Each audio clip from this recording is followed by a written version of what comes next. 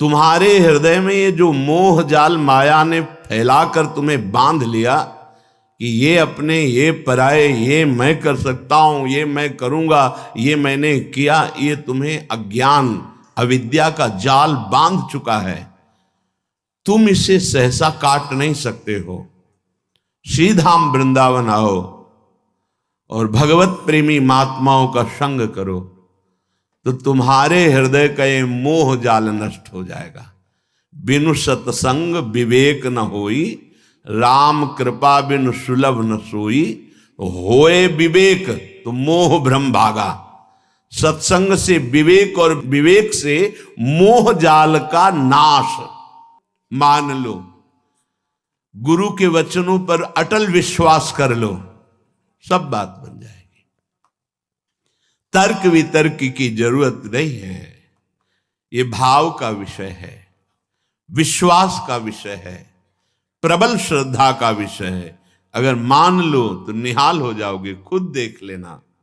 गुरु के वचन अटल करे मानहु, साधु समागम कीजय।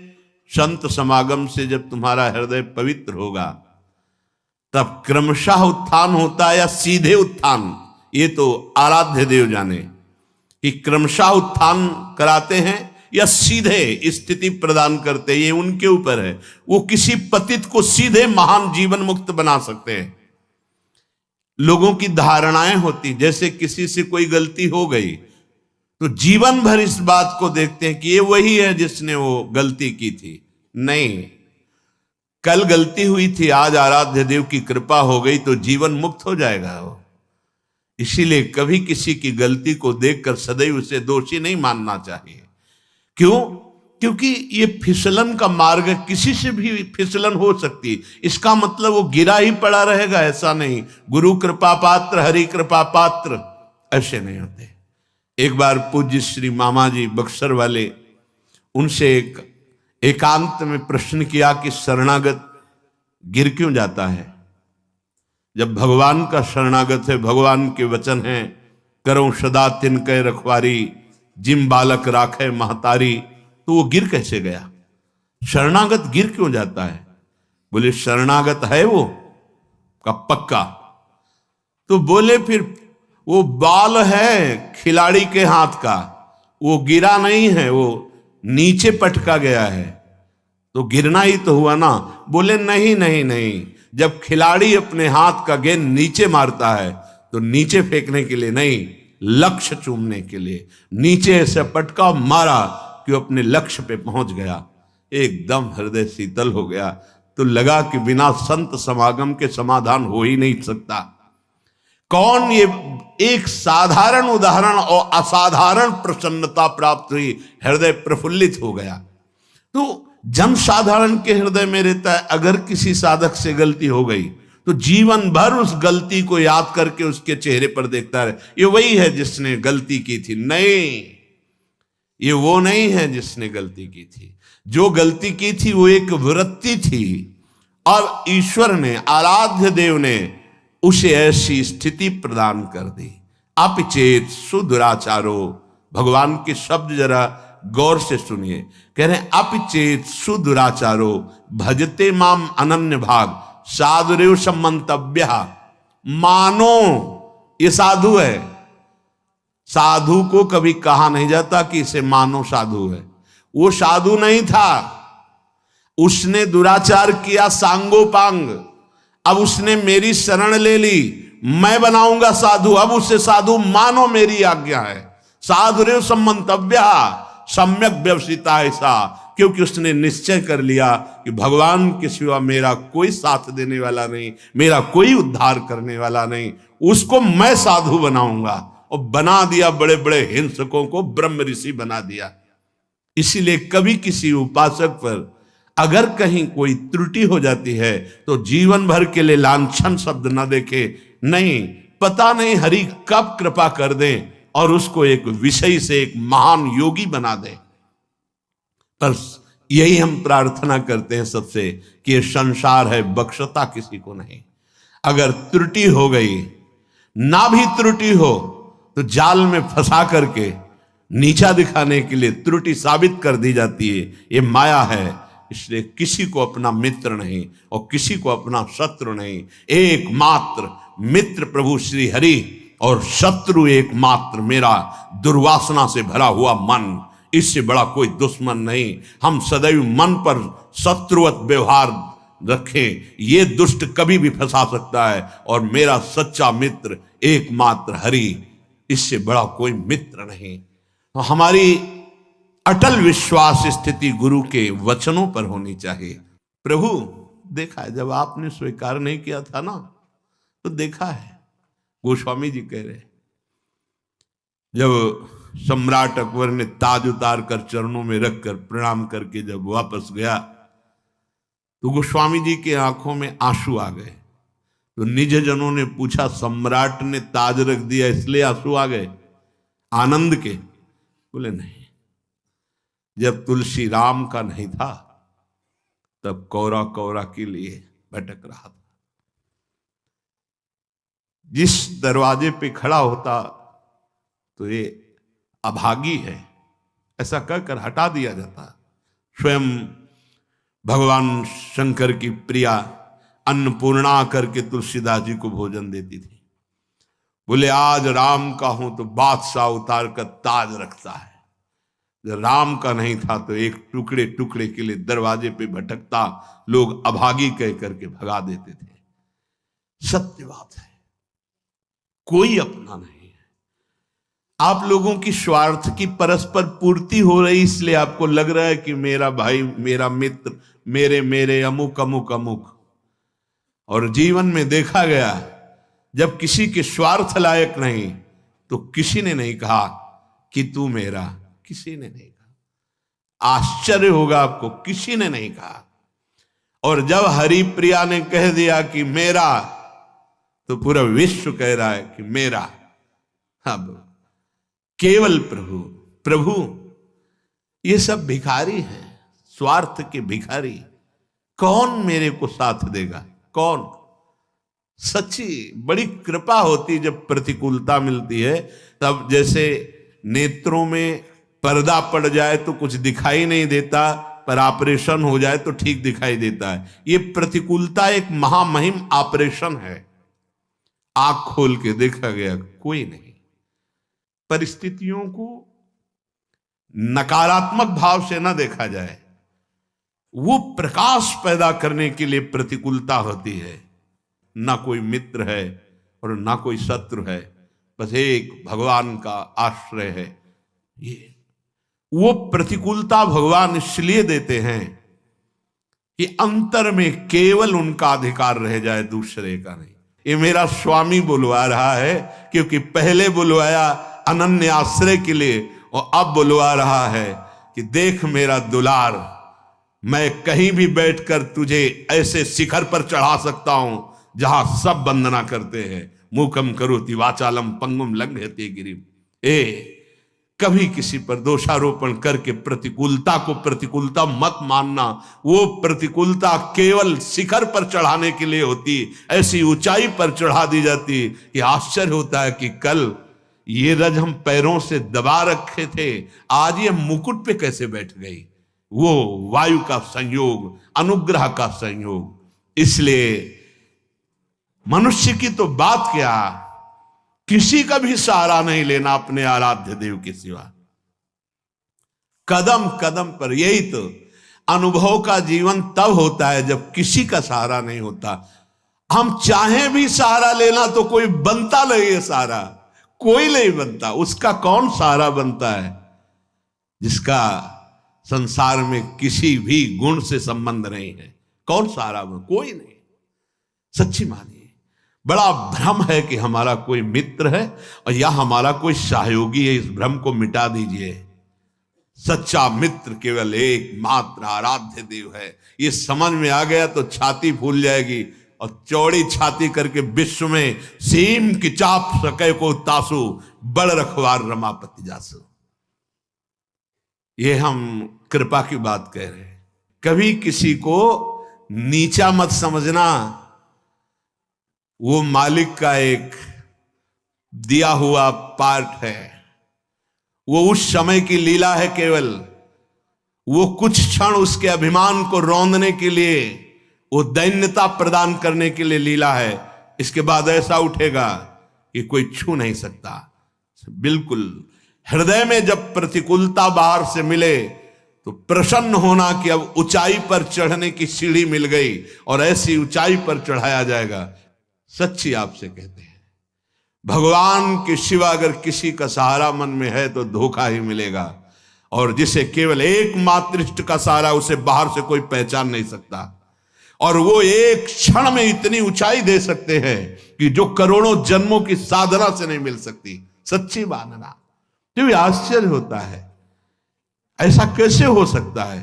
वो कर तुम है, वो अकर तुम है, वो अन्यथा कर तुम है, वो सर्व समर्थ ईश्वर है और ये उसका दास है। दास की उदासी को देखकर हंसना मत, क्योंकि वो उस महान का सेवक है कि जिस दिन नजर घूम गई उस दिन सबकी नजरें वहीं लग जाएंगी जिसको उदासीन भाव से देखा जाता था। हरि प्रताप बल गिनत न काहू, निडर भय सब चेरे। जो वास्तविक भगवत दासत्व की ठसक में आ गए वो निडर हो जाते हैं, उनको काल का भी डर नहीं होता। इसलिए सब तजी तू शरणागति आए, दृढ़ करि चरण गहेरे। शूरदास प्रभु तुम्हारे मिले ते, पाए सुख जू घनेरे। हे प्रभु, आपने मुझे अपना शरणागत बना लिया, अब तो मैं दृढ़ता पूर्वक आपके चरणों को ही पकड़ लिया।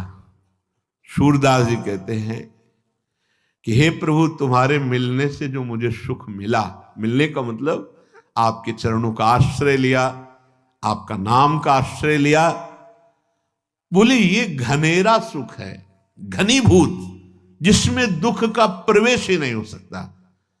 आप बाहरी दुखों को लेकर परेशान रहते हैं, उसने ये कह दिया, उसने ये कह दिया, शरीर रोग से ग्रसित है और व्यवस्थाएं ठीक नहीं, ये सब बाहरी बात है। एक बार तो परीक्षा दे दे और पास हो जा। हर परिस्थिति में प्रभु के प्रियाजू के चरण न भूले, फिर आप परिणाम देख लेना। पाए सुख जो घनेरे, ऐसा घनीभूत सच्चिदानंद सुख इह परलोक, पीछे के पद में था। महाप्रभु हरिवंश चंद्र जी ने कहा है कि इस लोक में भी परलोक में परम सुख का निश्चित विश्वास करो। इसलिए श्रीपाद कह रहे हैं, ये जो अलमिह वितर्क जाल है, अब ये तर्क वितर्क का जाल छोड़ो। मोह जाल के काटने के लिए भगवत कृपा से सत्संग मिलेगा, उससे विवेक मिलेगा, विवेक से मोह का नाश करो। और उड्डी एव विहंगा पत वृंदा काननम रुचिरम, वृंदावन में आ जाओ, जितने घंटे वास करो बहुत महान है। जो सप्तपुरियों में आजीवन वास करने से प्राप्त होता है, वो यहां 24 घंटे वास करने से प्राप्त हो जाएगा। ये श्रीपाद ने कहा, एक बार यहां के पुष्प को सूंघ ले प्रसादी, एक बार बिहारी जी से नेत्र मिला ले राधा वल्लभ लाल से, और एक बार इस भूमि में मस्तक रख दे, वो कभी नरक नहीं जाएगा। श्रीपाद कह रहे हैं, और ये बड़े बड़े महानुभाव कह रहे हैं, श्रीधाम वृंदावन की एक कण रज का अगर तुम्हारे शरीर में लग गया है जीवन में कभी, तो यमदूत तुम्हें स्पर्श नहीं कर सकते। ये ब्रजरज, ये वृंदावन रज है, इसकी महिमा कहीं भी रज की महिमा आप नहीं सुनेंगे, लेकिन ये ब्रज रज की महिमा संपूर्ण शास्त्रों में जय घोष को प्राप्त हो रही। फिर वृंदावन रज, ये तो महारानी जी के चरण चिन्हों से युक्त भूमि है, एक से एक प्रेमी महाभागवतों के आंसुओं से भीगी हुई ये भूमि है, ये प्रेम भूमि है, जहां प्रवेश करते ही उद्धव का ज्ञान धूल धूसरित हो गया। जो बृहस्पति के समान ज्ञानी, क्योंकि गुरु अपने शिष्य को समान ज्ञान प्रदान करता है, बृहस्पति जी के शिष्य श्री कृष्ण के मित्र यहां आते ही उनका ज्ञान धूसरित हो गया और प्रेम पिपासु बन गए। पीछे प्रसंग चल रहा था, कस्तरती कस्तरती मायाम, माया से कौन तरता है, कौन तरता है? तो उत्तर हुआ था यो संगास त्यजति, यो महानुभावो सेवते निर्ममो भवति। दो की व्याख्या हुई थी। संगास त्यजति, विषय संग, भोगी पुरुषों का संग, जिनके संग से हमारी मति व्यसन में फंस जाए, गंदे आचरण में फंस जाए, गंदी बातों में फंस जाए, ऐसे लोगों का संग नहीं। जो हमारी आंतरिक वृत्ति प्रभु से विमुख कर दे, प्रियालाल के चिंतन से रहित कर दे, उस वृत्ति का संग नहीं। ये हुआ संगास त्यजति।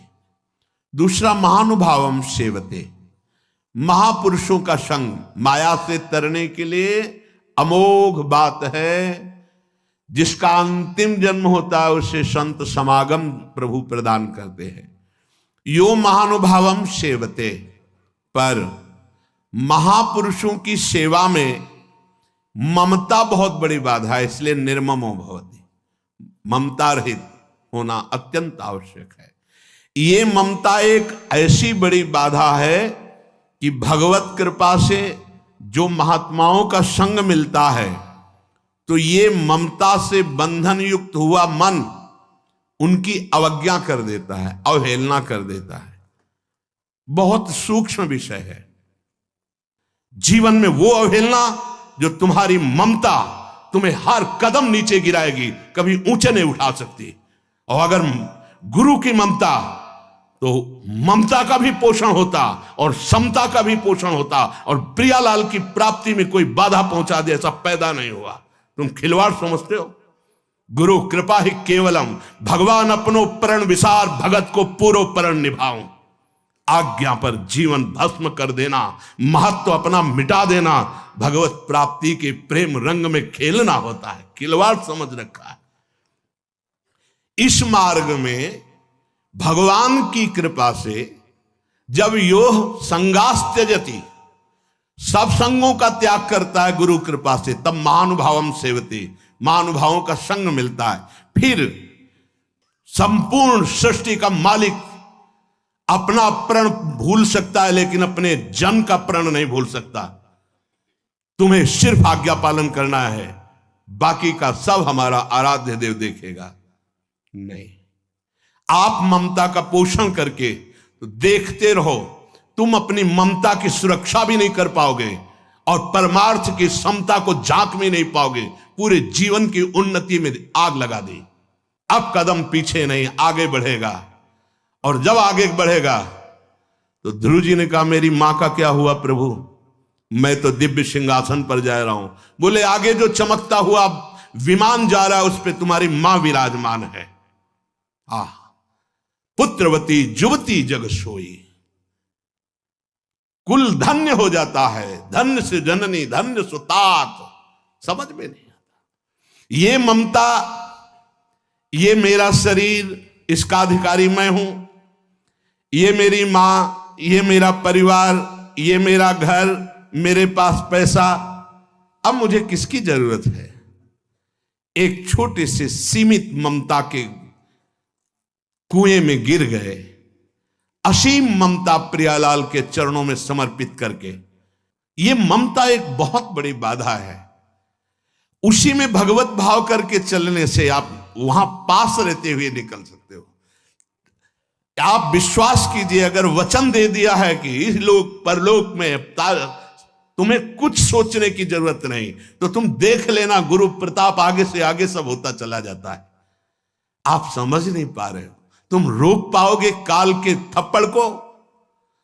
ना मां को बचा पाओगे, ना पिता को बचा पाओगे, ना परिवार को बचा पाओगे। अगर उन्हीं में भगवत भाव कर लिए तो सबका कल्याण कर लोगे, अपना भी और उनका भी कल्याण। रहस्य को समझ जाओ।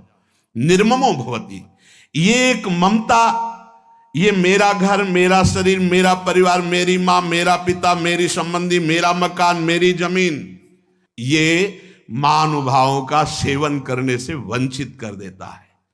नहीं, मेरे गुरुदेव हैं, मेरे जीवन के, मेरे सर्वस्व के अधिकारी हैं, उनके आदेश पर अपना प्राण समर्पित कर दूंगा, उनके आदेश का उल्लंघन नहीं करूंगा। ये हुआ यो महानुभावों सेवते, महापुरुषों का सेवन किया जा रहा है। ये जो माया का बंधन है, इसे गुरुदेव की कृपा कटाक्ष से काटा जाता है। और सही पूछो तो काटना नहीं है, प्रकाश हुआ कि तुमने देख लिया कि कभी बंधा हुआ ही नहीं था। और अगर वो गुरु कृपा का प्रकाश ना हो तो चाहे शिव बिरंच सम होई, गुरु बिन भव निधि तरे न कोई। जब आप सतमार्ग में चलते हैं तो कुसंगी जनों का संग दे दिया जाता है। फसल अभी उग रही है, जब फसल काटने का समय आएगा तब शायद तुम देखने लायक नहीं रहोगे और कोई समझ नहीं पाएगा कि फसल क्या। फसल तो शुरू हो गई उगना, प्रतिकूलता की फसल तो शुरू हो गई। अब ऐसी प्रतिकूलता जीवन में आएगी कि फिर तुम्हें त्राहिमाम बोलकर, क्यों, शरणागत का कभी नाश नहीं हो सकता, इसलिए तुम्हारा भी नाश नहीं होगा। तुम्हें लौट करके फिर उसी गली पे चलना होगा। ये भगवत मार्ग का पथिक है, क्योंकि तू भूला हुआ है पर वो भूला हुआ नहीं है। उसे भूल सुधारना आता है। भाग तो कितना भागेगा, जहां भागेगा। एक टांग मढ़ाई मेरे मालिक ने तो ब्रह्मलोक तक छोटा पड़ गया। भाग कितना भागेगा, उसी चरणों के पास ही तुम्हें घसीट के लाएंगे जहां से भागा है। लेकिन समय बर्बाद होगा, तुम्हारे सामने ऐसी परिस्थितियां पैदा होंगी कि त्राहिमाम बोलना पड़ेगा। मत देखो कि वो मौज में है, मौज में नहीं है। अधर्म और अवज्ञा करने वाला कभी उन्नति को प्राप्त नहीं होता। उसकी उन्नति अवनति का मूल कारण बनेगी। इसके रहस्य को समझिए। ममता के बंधन में बंधा हुआ उपासक महापुरुषों का अपमान कर देता है। सत्संग और संतों की सेवा रूपी दिव्य ज्ञान मणि के प्रकाश में वो देख पाता है कि मैं कभी बंधा हुआ ही नहीं था, जीवन मुक्त होता है। पर वो मणि प्रकाश उसी के हृदय में होता है, ज्ञान मणि का प्रकाश, जो ममता के बंधन से रहित होता है। ममता एक अंधकारमयी रात्रि है जिसमें दिखाई ही नहीं देता मुझे क्या करना चाहिए। अंधकार में पहले सत्संग में जाने के लिए भगवान ने थोड़ी ममता कम की, फिर इसके बाद उसे छोड़ दिया। सिद्धांत देखो, अब तुम ममता रहित होके दिखाओ। पहले सत्संग में, साधु संग में जाने के लिए भगवान ने कृपा की, साधु मिलाया और ममता को कम किया, ममता के दबाव को कम किया। और जे ही तुम चले तो भगवान ने छोड़ दिया। जैसे छोटा बच्चे को मां चलाती, ऐसे जब वो लड़खड़ा के चलता है तो गिरने ना पावे, और जब वो चलने लगा तो हट गई, अब चल के दिखा। फिर जो ममता का रंग चढ़ा फिर वो नष्ट कर देता है। क्यों? क्योंकि वो ये ध्यान नहीं दे पाया कि असली मेरी मां कौन है, असली में मुझे प्यार करने वाला कौन है। वो किशोरी जी वात्सल्यमयी, वो लाडली जी करुणामयी, उनको भूल गया। मन को प्रसन्न करने के लिए उस महान को त्याग कर दिया। त्याग कैसे होता है? अपने मन की बात मानना और गुरुदेव की मन की बात मानना, ये दो मार्ग हो गए। गुरुदेव के मन की बात मानना प्रियाजू की प्राप्ति का मार्ग है। अपने मन की, ये बेईमान मन, ना जानो छिन कवन बुद्धि घटे प्रकाशित, अभी तो कह रहा है परमार्थ, थोड़ी देर में यही मन कहेगा भोग। हम क्या क्या इसकी बात मानेंगे? नहीं, हम वो बात मानेंगे जो गुरुदेव कह रहे हैं। संसार में वही धन्य उपासक है जिसने इस ममता रूपी बेड़ी को नष्ट कर दिया गुरु कृपा से। निर्ममो भवति, भगवान ने भी कहा है। अद्वैष्टा सर्वभूतानां मैत्रः करुणैव च निर्ममो निरहंकारा। अगर हम निष्ठा से भगवत चरणारविंद में हैं तो मेरी मां को परम पद नहीं मिलेगा? अरे 21 पीढ़ियों को परम पद मिलता है, फिर क्यों नहीं मिलेगा? हम अगर ममता से बंध गए तो हमारी भी दुर्गति और वह भी दुर्गति। ये निर्ममो भवति, ये निर्ममता कैंची केवल गुरु जी के पास है। हे तुम बात नहीं करोगे, हे तुम फोन नहीं करोगे, तुम नहीं मिलोगे। जब तुम्हारा कोई मिलने वाला है हम मिलेंगे, हम स्वागत करेंगे, लेकिन तुम नहीं। तुम्हारा केवल लक्ष्य श्यामा श्याम। कटती चली जा रही हर डोरी, सबकी ममता ताग बटोरी और मम पद मन ही बांध बर डोरी। ये बात ये गुरुदेव कृपा करके करते, हर जगह की ममता का नाश। तुम समझते हो ये निर्मोही है?